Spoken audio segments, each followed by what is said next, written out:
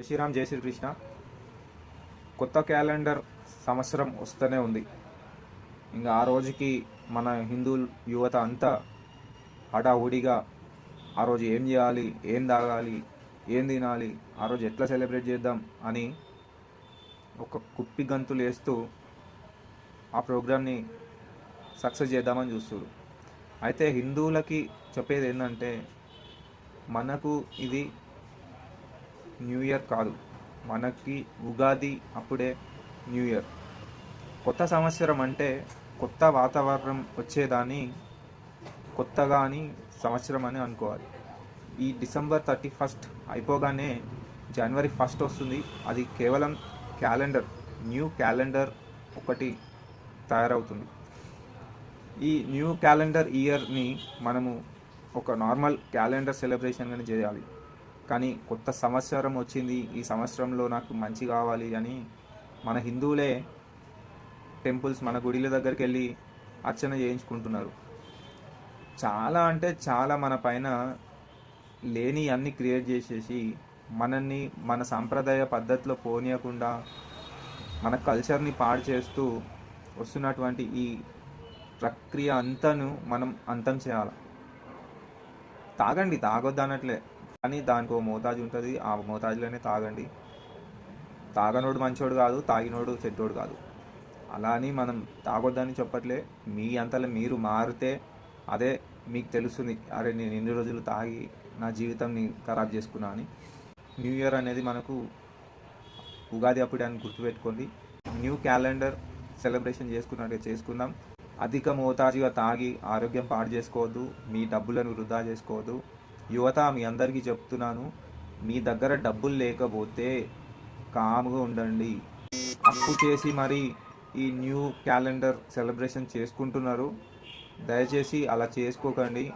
అప్పు అయింది అంటే మనము అప్పుని కట్టడానికి అట్లా డేస్, మంత్స్, ఇయర్స్ పోతూనే ఉంటాయి. దయచేసి అప్పు అనేది మ్యాక్సిమం చేయొద్దు. అనవసరంగా ఈ ఒక సెలబ్రేషన్స్ తాగడానికి లేకపోతే ఇంకేదో ఎంజాయ్మెంట్ కోసం అప్పు చేస్తే ఆ అప్పు మనని వెంటాడుతూనే ఉంటుంది, నెలలు, సంవత్సరాలు అట్లా. దయచేసి అప్పు చేయకండి. యువత, మీ అందరినీ తప్పుదోవ పట్టిస్తున్న ఈ కల్చర్ని మీరు ఇక్కడే ఆపేసి మన హిందూ సాంప్రదాయమైనటువంటి కల్చర్ని పాటించండి. మనకు కావాల్సింది శాంతి, సమాధానం, హ్యాపీనెస్. ఆ హ్యాపీనెస్ మీరు మన టెంపుల్కి వెళ్తే కలుగుతుంది. మన టెంపుల్లో మీరు వెళ్ళి ఒక 10 minutes ఓంకారం చేయండి. ఓంకారం చేయండి, మీకు ఎంత శాంతిగా ఉంటుందో చూడండి. అంతేగాని ఈ వెస్టర్న్ కల్చర్ని మనం ఫాలో అవుతూ మన ధర్మాన్ని మనం కాపాడుకోలేకపోతున్నాం. ఇప్పుడు ఉన్నటువంటి యువతనే రేపటి ధార్మిక సైనికులు. ఎందుకంటే ఇప్పుడు 50 అబోవ్ ఉన్న వాళ్ళంతా ఒక విధంగా ఆలోచించారు. ఎలా అంటే, ఈ గవర్నమెంట్ నుంచి నేను ఎట్లా, ఇప్పుడు ఏదైనా గవర్నమెంట్ ఫామ్ కాగానే ఆ గవర్నమెంట్ నుంచి నేను ఎట్లా లబ్ధి పొందాలి, నాకు డబ్బులు ఎట్లా వస్తాయి, నేను ఏ స్కీమ్లో గవర్నమెంట్ మోసం చేయొచ్చు అన్న విధంగానే ఆలోచించారు. అంటే అప్పుడు సిచ్యువేషన్ అట్లా ఉంది. గవర్నమెంట్ ఏ పథకాలు ఇస్తే ఏ పథకాల్లో నాకు లాభం వస్తుంది అన్న విధంగానే ఆలోచించారు. కానీ అప్పుడు ఆలోచించినందుకు ఈరోజు మనం బాధపడుతున్నాం, మనం కష్టపడుతున్నాం. మనకు రిజర్వేషన్స్ గురించి అంతగా అవసరం లేదు ఇప్పుడున్న జనరేషన్లో. రిజర్వేషన్స్ వల్ల మనము నష్టపోతున్నాం అన్నది మనకు ఇప్పుడు తెలుస్తుంది. రిజర్వేషన్స్ తీసేస్తే మంచిదా, ఉంటే మంచిదా తర్వాత. కానీ ఒక మనిషి బతకాలి అంటే తనకు కావాల్సిన సదుపాయాలు అందుబాటులో ఉండాలి. మనిషి పుట్టి నుండి చచ్చే వరకు చదువు అవసరం, తన ఆరోగ్యం అవసరం. ఈ రెండు ఉంటే అతను ఏదైనా చేయవచ్చు.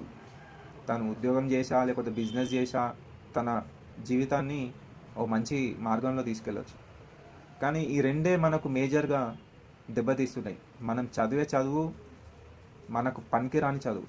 అంటే మన రాజ్యాంగాన్ని చదివించాలి మన పుస్తకాలలో, మన భారతదేశం యొక్క హిస్టరీని చదివించాలి మన పుస్తకాలలో, మన భారతదేశం కోసం పోరాడిన యోధుల గురించి చదివించాలి. కానీ ఇప్పుడు చదివించేదంతా మనకు మన భారతదేశానికి వ్యతిరేకంగానే ఉంది. ఇవన్నీ మెల్లిమెల్లిగా మారుతాయేమో, కానీ ఎంత త్వరగా మారితే అంత త్వరగా మన భారతదేశం ఎదుగుతుంది. తప్పకుండా ఈ వీడియోని షేర్ చేసి సబ్స్క్రైబ్ చేసుకొని మీ కామెంట్ చాలా అమూల్యం, కామెంట్ చేయండి. జై శ్రీరామ్, జై శ్రీకృష్ణ.